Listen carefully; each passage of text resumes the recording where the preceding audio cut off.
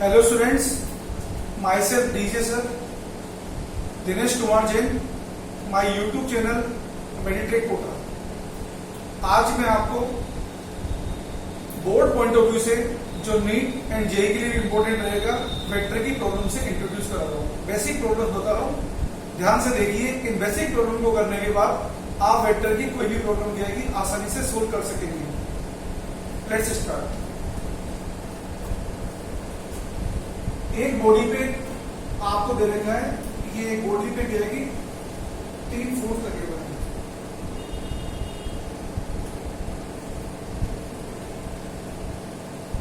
Ten Newton, 10 Newton,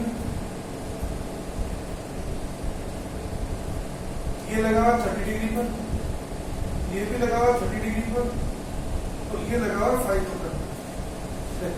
ये x direction है, ये वाई डायरेक्शन है। आपको क्या दिया है क्वेश्चन में? 3 forces of magnitude 10 newton and 5 newton are acting on a body as shown in figure.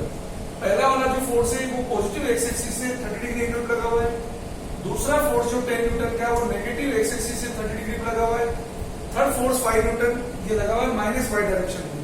अब सोल्व करने के क्या है कि आपको क्या है कि मेथड जो मैंने आपको पहले बताई थी, यदि आप कहे कि वेक्टर्स के बेसिक की कंसेप्ट को वापस माइंड में रिकवर करें तो आपको बताया था जब भी दो वेक्टर P एंड Q जब एक दूसरे से क्या है कि थीटा एंगल पे इंक्लाइन होते हैं, उनका रिजल्टेंट क्या होता है? उनका रिजल्टेंट होता है √P² + Q² + 2PQ cos theta. मैं एक बार आपको क्या है कि फिर से क्या है कि वेक्टर्स के रिजल्ट रिकॉल करा रहा हूं। जब दो वेक्टर्स पैरेलल होते हैं मींस दो वेक्टर के बीच का एंगल 0 डिग्री होता है, तो रिजल्टेंट की वैल्यू मैक्सिमम होती है। और कितना होता है रिजल्टेंट? P + Q। याद रखिए अच्छी तरह। जब दो वेक्टर P एंड Q के बीच का एंगल 180 डिग्री होता है मींस वेक्टर्स एंटी पैरेलल होते हैं, तो रिजल्टेंट की वैल्यू मिनिमम होती है। रिजल्टेंट की वैल्यू आती है मोड P - Q। हमने मोड Q लगाया क्योंकि अगर P Q से बड़ा होगा तो आंसर आएगा P - Q। अगर P Q से छोटा होगा तो आंसर आएगा Q - P। यदि P Q के इक्वल आएगा तो आंसर होगा 0। नेक्स्ट आपको क्या है कि इंपॉर्टेंट रिजल्ट से इंट्रोड्यूस कर रहा हूं। यदि दो वेक्टर P और Q दोनों के मैग्नीट्यूड सेम हो, ये तो जनरल बात है जिसे हमेशा याद रखना, माइंड के अंदर सेट कर लीजिए। जब भी दो वेक्टर सेम मैग्नीट्यूड के होंगे उनका रिजल्टेंट हमेशा उनके एंगुलर बाइसेक्टर से पास होगा। Whenever two vectors are of same magnitude, their resultant always passes through their angular bisector. Meaning क्या हुआ? यदि उन दो वेक्टर के बीच का एंगल 90 डिग्री हुआ तो रिजल्टेंट 45 डिग्री पे होगा। कब? जब दो वेक्टर सेम मैग्नीट्यूड के हैं। यदि उन दो वेक्टर के बीच का एंगल 60 डिग्री है तो रिजल्टेंट 30 डिग्री पे होगा। यदि उन दो वेक्टर के बीच का एंगल 120 डिग्री है तो रिजल्टेंट कहां पे होगा? समझ सकते हैं, डिवाइड कर दीजिए उसको 2 से। तो इसी तरीके से क्या है कि आप जनरल बात माइंड में सेट कर लीजिए कि जब भी दो वेक्टर सेम मैग्नीट्यूड के होंगे रिजल्टेंट कहां से पास होगा? उनके एंगुलर बाइसेक्टर से। अब आपको क्या है कि कुछ स्पेशलाइज रिजल्ट जो हमने किया कि फॉर्मूले resultant R = √P² + Q² + 2PQ cos theta से ही सोल्व करके निकाले। लेकिन यदि रिजल्ट याद रहते हैं तो क्वेश्चन को आप क्या है कि जल्दी सोल्व कर सकते हैं। थीटा क्या होता है? जिन दो वेक्टर का हम एडिशन कर रहे हैं उनके बीच का एंगल है। ओके, तो जब दो वेक्टर क्या है कि सेम मैग्नीट्यूड के होते हैं और यदि उनके बीच का एंगल 120 डिग्री होता है, cos 120 डिग्री की वैल्यू होती है -½ तो रिजल्टेंट की वैल्यू किसी एक फोर्स के इक्वल आएगी। मैग्नीट्यूड तो पहले से ही मालूम है आपको। जब मैग्नीट्यूड सेम होंगे तो रिजल्टेंट हमेशा उनके इक्वल बाइसेक्टर से पास होगा। और याद रखिए जब दो वेक्टर सेम मैग्नीट्यूड के होंगे और एंगल 60 डिग्री होगा तो रिजल्टेंट की वैल्यू किसी एक वेक्टर के √3 टाइम्स के इक्वल होगी। जब दो वेक्टर क्या है कि बीच में एंगल 90 डिग्री होगा, वेक्टर के मैग्नीट्यूड सेम होंगे, रिजल्टेंट की वैल्यू किसी एक के √2 टाइम्स के इक्वल होगी। और ये फंडामेंटल बात है, माइंड में अच्छी तरह सेट कर लीजिए। जब भी दो वेक्टर सेम मैग्नीट्यूड के होंगे रिजल्टेंट हमेशा उनके एंगुलर बाइसेक्टर से पास होता है। यदि आप इन टेक्निक को एडॉप्ट करते हैं तो क्वेश्चन सोल्व करना आपके चुटकी का काम है। अदरवाइज आप चाहें कोई सा भी क्वेश्चन हो, आपको टेक्निक याद हो ना हो, रिजल्ट याद हो ना हो, तो फिर आपको क्या करना पड़ेगा? वेक्टर के कंपोनेंट करने होंगे। ये आपके लिए क्या है कि मैंडेटरी हो जाएगा। तो दोनों मेथड से मैं आपको क्या है कि क्वेश्चन सोल्व करना सिखा रहा हूं। तो देखिए ये 10 न्यूटन और ये 10 न्यूटन, यहां से एंगल 30 डिग्री है, यहां से एंगल 30 डिग्री, तो ये एंगल कितना हो गया? ऑटोमेटिक 120 डिग्री हो गया है। तो ये एंगल यदि 120 डिग्री हो गया तो इस 10 न्यूटन रिजल्टेंट कितना आएगा, इधर 10 न्यूटन ही आएगा। और ये 10 न्यूटन और 5 न्यूटन क्या होंगे, 180 डिग्री पर होंगे। अभी बताया जब वेक्टर के बीच के एंगल 180 डिग्री, जो वेक्टर्स एंटी पैरेलल, रिजल्टेंट कितना बन जाएगा 10 - 5, तो कितना बन जाएगा 5 न्यूटन। तो इस क्वेश्चन का आंसर आएगा 5 newton plus Y direction. Otherwise आप क्या कर सकते हैं, अदरवाइज आप इस वेक्टर के कंपोनेंट कर डालिए। अगर आपको रिजल्ट याद नहीं है नो प्रॉब्लम, तो आप कंपोनेंट कर दीजिए। देखो इस 10 न्यूटन के कंपोनेंट करेंगे तो इधर आएगा 10 cos 30, जिधर एंगल बना होता है उधर कोस वाला कंपोनेंट आता है। इधर y डायरेक्शन में आएगा 10 sin 30। इस 10 न्यूटन के फिर से कंपोनेंट करेंगे, इधर माइनस x डायरेक्शन में आएगा 10 cos 30 और प्लस y डायरेक्शन में आएगा 10 sin 30 डिग्री। और 5 न्यूटन के तो कुछ कंपोनेंट करने की जरूरत नहीं, तो पहले से क्या लगा हुआ है, माइनस y डायरेक्शन लगा हुआ है। अब आप ध्यान से देखिए 10 cos 30 degree 10 cos 30 magnitude same है और दोनों एक डायरेक्शन एक दूसरे का अपोजिट है, ये तो हो जाएंगे कैंसिल। अब sin 30 डिग्री कितना होता है 1/2, ये कितना हो गया 5, ये भी कितना हो गया 5 प्लस y एक ही डायरेक्शन में कितना हो गया 10 न्यूटन। अब आपके पास क्या हो गया 10 न्यूटन तो लगा हुआ है ऊपर और 5 न्यूटन लगा हुआ है नीचे, दोनों क्या है एक दूसरे के एंटी पैरेलल। रिजल्टेंट क्या बन गया, रिजल्टेंट बन गया 5 न्यूटन। अगर आप क्या है कि इसको वेक्टर फॉर्म में लिखेंगे तो ये रिजल्टेंट है, चाहो तो आर भी लिख दो रिजल्टेंट के लिए। आंसर क्या हो गया 5 जेके क्या यूनिट वेक्टर है जो प्लस वाई डायरेक्शन को इंडिकेट कर रहा है। This is the resultant of 3 forces. Okay, अब आपको क्या है कि वापस फिर से क्या है कि सेम टाइप का क्वेश्चन इंट्रोड्यूस कर रहा हूं लेकिन डिफरेंट वे में। याद रखिए अभी जो रिजल्ट बताए थे, दो वेक्टर को हम ऐड करते हैं तो मैक्सिमम वैल्यू क्या मिलती है p प्लस क्यू।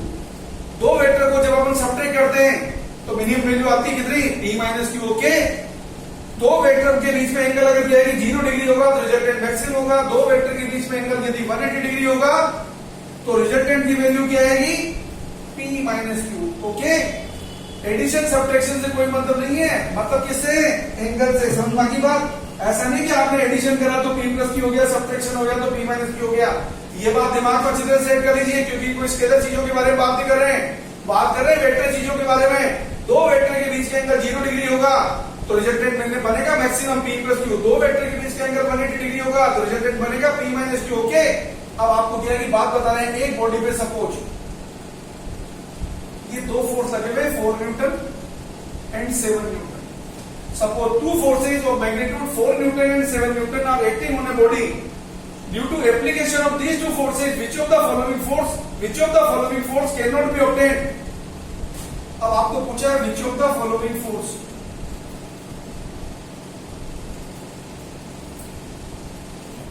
4 न्यूटन और 7 न्यूटन के फोर्स को लगाने के बाद which of the following force can not be obtained.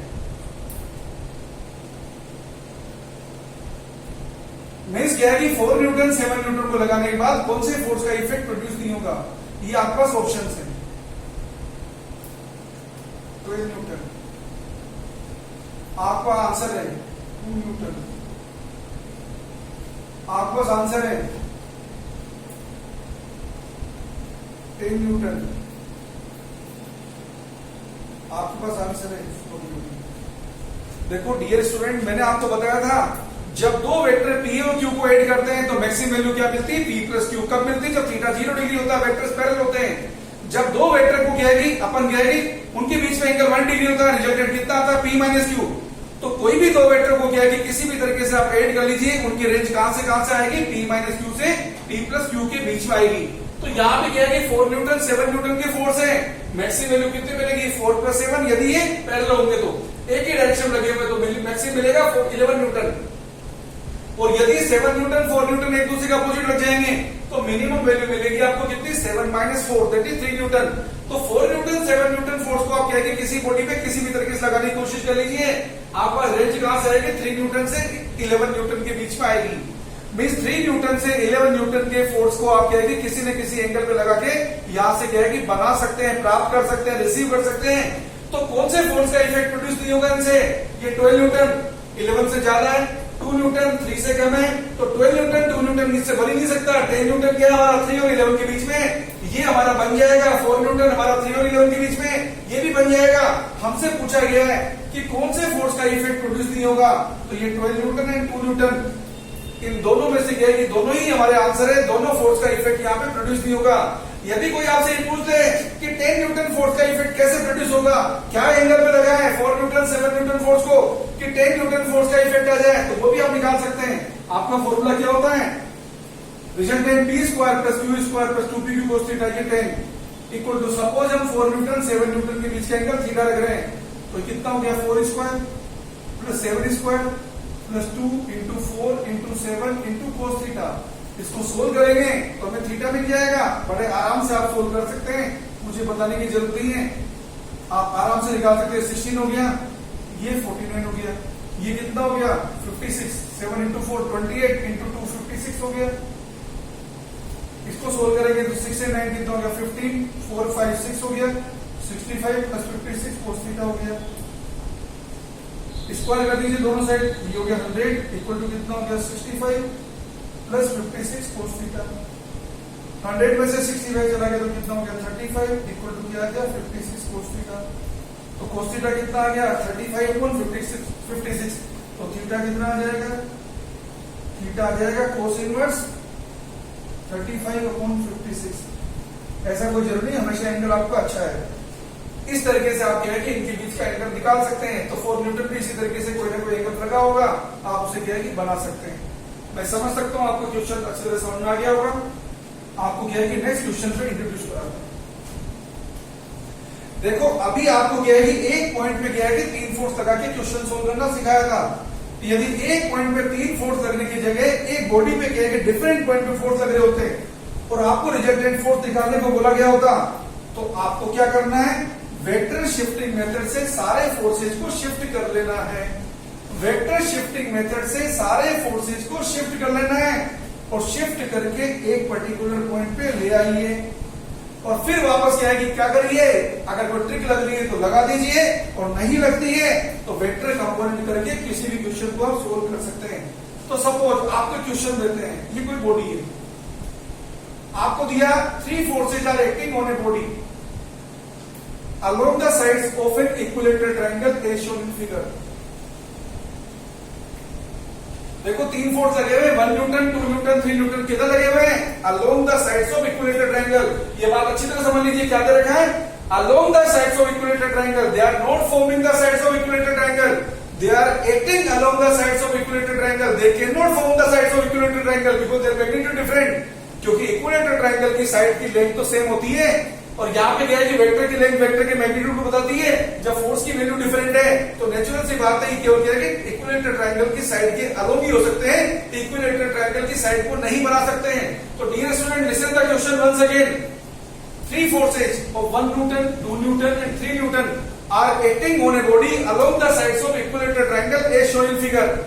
हमें बताना है रिजल्टेंट फोर्स कितना होगा। ये XY प्लेन में काम कर रहे हैं तो ये एंगल 60 डिग्री है, ये एंगल 60 डिग्री है, ये एंगल 60 डिग्री है।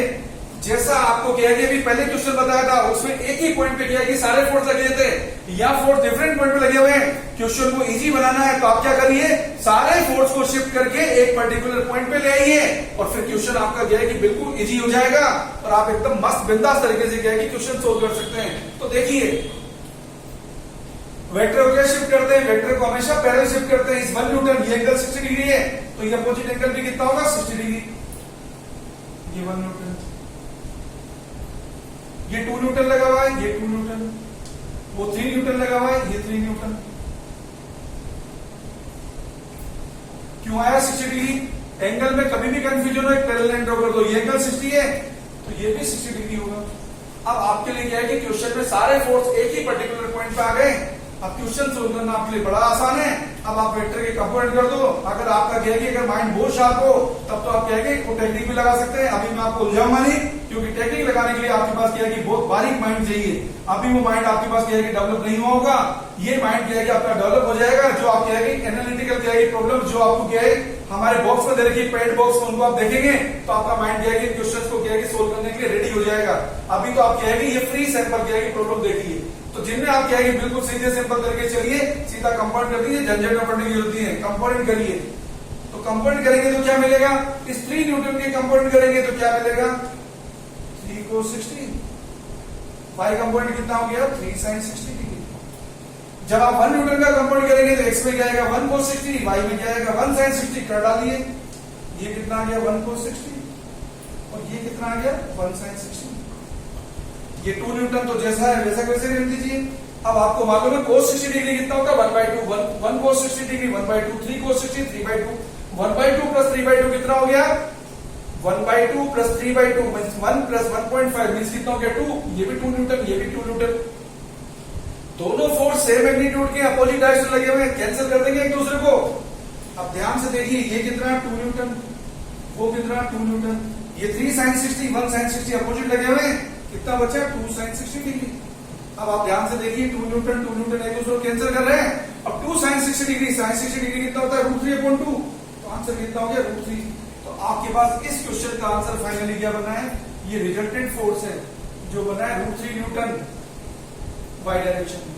अगर आप वेक्टर फॉर्म में लिखते हो तो ये आपका फाइनल आंसर है। तो इस तरीके से क्या है कि याद रखिए कभी भी क्या है अगर आपके पास क्या है कि फोर्सेज डिफरेंट पॉइंट पे लगे हो, क्वेश्चन को इजी बनाना हो तो सारे फोर्सेज को या कोई भी दुनिया की चीज जो वेक्टर फॉर्म में हो उसको शिफ्ट करके एक पर्टिकुलर पॉइंट पर ले आइए, उनके कंपोनेंट कर दीजिए और क्या है कि नॉर्मल मेथड जो हमारी होती है उससे आप क्या है कि एनालिसिस कर सकते हैं। आपको क्या है कि मैं आपको वेक्टर प्रोडक्ट प्रॉब्लम से कुछ क्या है कि प्रॉब्लम बताता हूं। बहुत अच्छी प्रॉब्लम देखना हो, बहुत डिटेल में क्या है कि वेक्टर के कंसेप्ट डेवलप करने हो तो हमारे पेड बॉक्स में क्या है कि जो प्रॉब्लम दे रखी है आपको उनको आप क्या है कि देख सकते हैं। बहुत ही रीजनेबल रेट में क्या है कि प्रॉब्लम से आप चाहे तो क्या है कि उनकी स्टडी कर सकते हैं और अपने सब्जेक्ट को क्या है कि एकदम मजबूत बना सकते हैं। अगर आपको लगता है कि इन फ्री सैंपल से आपका काम चल रहा है तो आप काम चला लीजिए। आपको लगता है कि आपको क्या है कि और जरूरत है, आपके कंसेप्ट बहुत ज्यादा स्ट्रॉन्ग होने चाहिए, आप क्या है कि जेईई और नीट को क्या है आराम से क्या है कि क्वालिफाई करना चाहते हैं तो आप पेड बॉक्स की प्रॉब्लम को भी देख सकते हैं। उनको करने के बाद तो आपको कोई टेंशन ही नहीं होगी, हर प्रॉब्लम आपको कोई बुक करने की जरूरत नहीं होगी, क्योंकि उनको करने का मतलब है हर चीज हर एस्पेक्ट के अंदर क्या है कि परफेक्ट क्लियर करना। तो देखिए अब आपको दिया है एक वेक्टर है 2ik plus 3jk plus 4k, ये बी वेक्टर है। आपको दिया है 4ik, आपको दिया है 6jk, आपको दिया है 8jk। आपको पूछा है कि ए वेक्टर और बी वेक्टर के बीच का एंगल कितना होगा। एंगल निकाल, कभी भी दो वेक्टर के बीच का एंगल निकालना होता है हमारे पास फॉर्मूला क्या था, cos थीटा इक्वल टू था a dot b divide by a का मैग्नीट्यूड b का मैग्नीट्यूड। तो देखिए डियर स्टूडेंट आपको बताया था i cap dot i cap 1 होता है, j cap dot j cap 1 होता है, k cap dot k cap 1 होता है। i cap dot j cap 0 था, i cap dot k cap 0 था, j cap dot i cap 0 था, j cap dot k cap 0 था, k cap dot i cap 0 था, k cap dot j cap 0 था। तो a vector dot b vector करोगे तो 2 into 4 कितना आएगा 8, 3 into 6 कितना आएगा 18, 4 into 8 कितना आएगा 32। अब आपको निकालना a का मैग्नीट्यूड कितना, मैग्नीट्यूड निकालने का फॉर्मूला क्या है, √2 square plus 3 square plus 4 square कितना आएगा 4 प्लस 9 प्लस 16। b का मैग्नीट्यूड कितना आएगा 16 प्लस 36 प्लस 64, 16 प्लस 36 प्लस 64। अगर आप इन्हें सोल्व करेंगे तो कितना आएगा 8 प्लस 8 कितना होगा 16, 16 इंटू 16 और 2 कितना हो गया 18, 1 बचा 3, 1 3 4, 4 1 5, ये हो गया 58। इसको सोल्व करेंगे तो कितना आ गया 16 प्लस 9 25 29। और इसको सोल्व करेंगे तो कितना आ गया, ये हो गया 6 6 12 4 16, 2 3 5 और 6 11। इनको सोल्व करेंगे तो कितना आएगा, इनको सोल्व करेंगे तो आएगा 58 अपॉन √29, ये बनेगा √29 इंटू 4। अब आप ध्यान से देखिए यहां से क्या हो जाएगा 58 अपॉन 29 इंटू 2, सोल्व करेंगे तो कितना आ गया 1। कोस थीटा आपके पास 1 आ रहा है तो थीटा आ रहा है आपका 0 डिग्री, दिस वेक्टर्स पैरेलल है। पर अगर आप नीट जैसे एग्जाम देना चाह रहे हैं तो आपको क्या है इतना करने की जरूरत नहीं है। यहां से आप देख सकते हैं ये बी वेक्टर कितना है 4ik plus 6jk plus 8k। तो यहाँ पे अगर आप ध्यान से देखेंगे तो बी वेक्टर कितना दिख रहा है आपको 2a वेक्टर दिख रहा है। तो जब बी वेक्टर पहले से दिख गया आपको 2a वेक्टर तो आपको आगे करने की जरूरत नहीं है। मींस यही से पता चल रहा है वेक्टर्स पैरेलल वेक्टर है, ओके। और पैरेलल वेक्टर के बीच का एंगल हमेशा क्या होता है 0 डिग्री। तो आपका आंसर कितना आ गया यहाँ पे 0 डिग्री, मींस ये वेक्टर्स पैरेलल है, ओके। अब आपको क्या है नेक्स्ट क्वेश्चन से इंट्रोड्यूस कराते हैं। तो यदि आप पेड बॉक्स में जाएंगे तो आपको क्या है कि इस तरीके की क्या है कि फंटास्टिक, ये तो क्या आपको सिंपल प्रॉब्लम है, इन फंटास्टिक प्रॉब्लम से क्या है कि आप इंट्रोड्यूस होंगे, आपको क्या है कि कोई क्वेश्चन करने की जरूरत नहीं पड़ेगी बाहर से, क्योंकि क्या है कि पेड बॉक्स में जो प्रॉब्लम दे रखी है वो मोर देन सफिशिएंट होगी आपकी सारी रिक्वायरमेंट को क्या है कि पूरा करने के लिए। अब आपको क्या है कि नेक्स्ट प्रॉब्लम बताते हैं। सपोज ये ए वेक्टर है, ये 2ik plus 3jk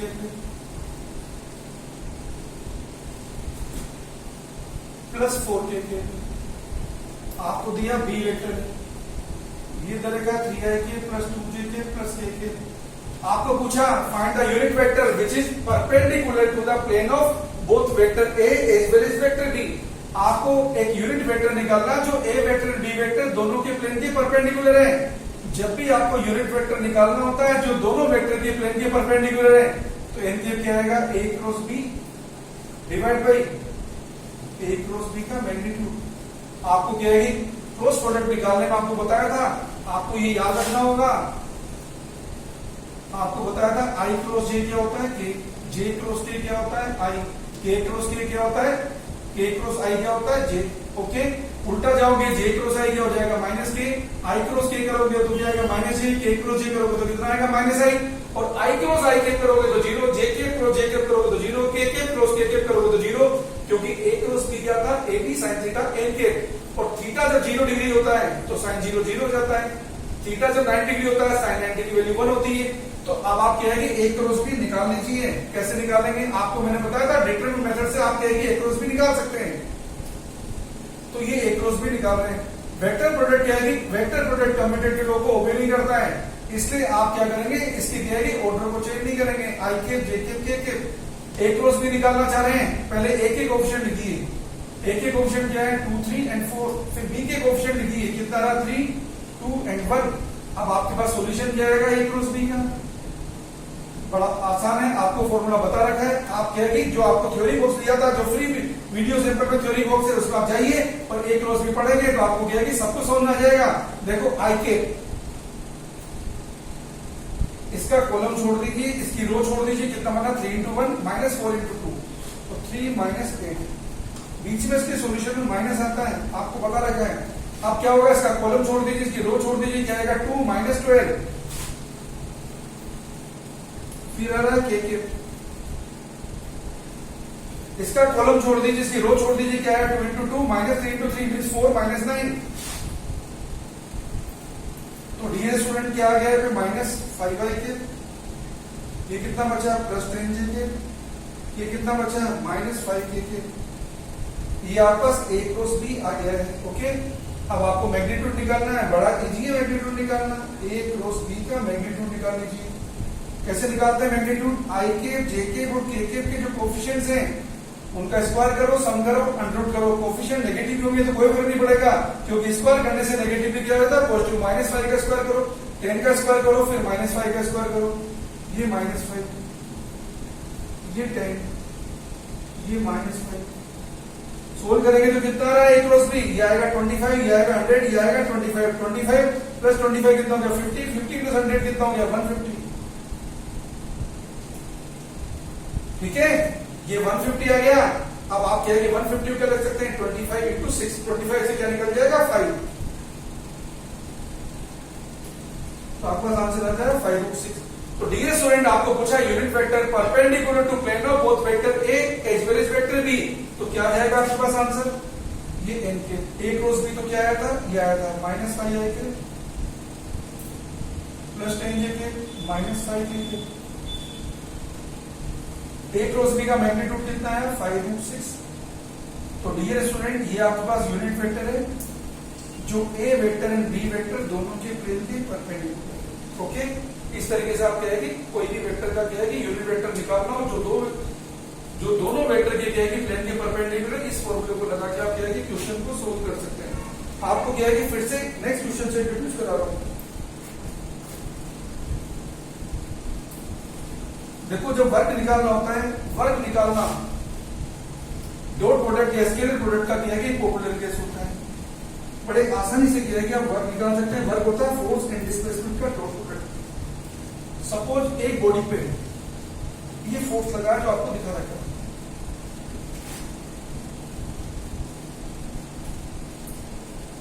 2ik plus 3jk plus 4k इतना न्यूटन फोर्स लगा है। और इस फोर्स के लगने की वजह से बॉडी 111 से क्या है कि पॉइंट ए से क्या है कि यहाँ पे शिफ्ट हो जाती है 4 to 3 पर।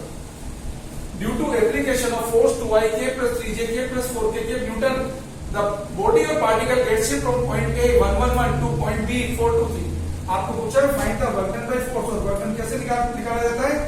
फोर्स एंड डिस्प्लेसमेंट के डॉट प्रोडक्ट से हमको निकालना है। अब आप क्या निकालिए, पहले क्या है कि यहाँ पे डिस्टेंस वेक्टर निकाल दीजिए। आप तो डायरेक्ट लिख दो, डिस्टेंस वेक्टर क्या होता है? Final position vector minus initial position vector. आपको कोई टेंशन करने की जरूरत नहीं है। वैसे आप चाहें डिटेल में समझना चाहें तो डायग्राम बना सकते हैं। सपोज ये पॉइंट 1 यहाँ पर है और ये पॉइंट बी यहाँ पर है, ये इसका डिस्टेंस वेक्टर होगा। पॉइंट बी के कोऑर्डिनेट क्या है? 4 to 3। तो आप क्या लिख सकते हैं? ये पॉइंट ए का पोजीशन वेक्टर है, पॉइंट बी का पोजीशन वेक्टर है। ओके, सपोज इसको नाम दे दिया आपने R1, इसका नाम दे दिया R2, ये है हमारा डिस्टेंस वेक्टर। तो R1 plus delta S equal to क्या हो जाएगा? R2।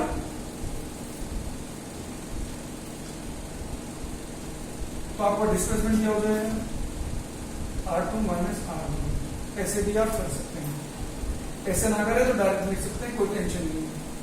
तो देखो क्या है कि पहले पार्टिकल कहां पर था? पॉइंट ए पर। तो पॉइंट ए पे इसका पोजीशन वेक्टर क्या था? R1 वेक्टर था ik jk kk क्या है बेटा? xy z direction unit vector है, प्लस jk प्लस kk। और R2 वेक्टर क्या है पर? ये है 4ik plus 2jk plus 3jk। आप डायरेक्ट कर सकते हैं 4 - 1 ik plus 2 - 1 jk plus 3 - 1 kk। लेकिन कंसेप्ट बना के करना है तो आपको ऐसे करना पड़ेगा। ये डिस्टेंस वेक्टर आ गया। R2 माइनस R1 सोल्व करेंगे तो कितना आ गया? 3ik plus jk plus 2jk। अब आपको क्या है कि फॉर्मूला क्या होता है वर्क निकालने का? फोर्स एंड डिस्प्लेसमेंट का डॉट प्रोडक्ट। ये आपको वर्क आ गया, फोर्स एंड डिस्प्लेसमेंट का डॉट प्रोडक्ट। फोर्स तो क्या था आपके पास? 2ik plus 3jk plus 4kk।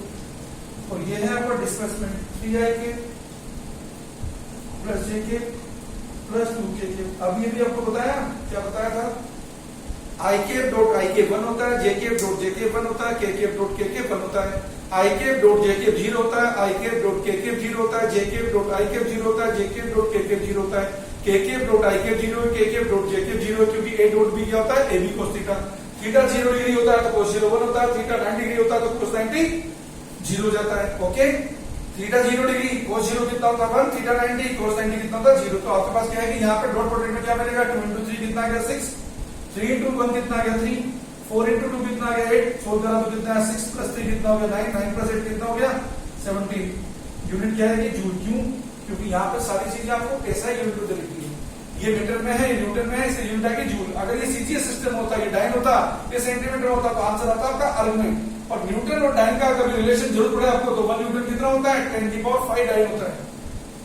1 Newton कितना होता है? 10 की पावर 5 डाइन होता है। ओके, तो यहाँ पे क्या है कि ऐसा ही सिस्टम में वर्क यूनिट होती है जूल। ओके, और सीजीएस सिस्टम में क्या है कि यूनिट क्या होती है? वर्क की आर्गुमेंट। ओके, इस तरीके से हम क्या है कि वर्क को डिफाइन कर सकते हैं। सो डियर स्टूडेंट, आपने क्या है कि यहाँ पे वेक्टर्स की प्रॉब्लम देखी। वेक्टर्स की क्या है कि हमने आपको क्या है कि पैरेललोग्राम लॉ लगा के क्या है कि प्रॉब्लम सोल्व करना सिखाया। आपको क्या है कि रिजल्टेंट वेक्टर का एंगल निकालना था, आप कंपोनेंट कर दीजिए और रिजल्टेंट भी निकाल सकते हैं, आप डायरेक्शन भी निकाल सकते हैं। ओके, आपको क्या है कि डॉट प्रोडक्ट सोल्व करना है तो डॉट प्रोडक्ट सोल्व करने का तरीका बता दिया। वेक्टर प्रोडक्ट सोल्व करना है, वेक्टर प्रोडक्ट सोल्व करने का तरीका बता दिया।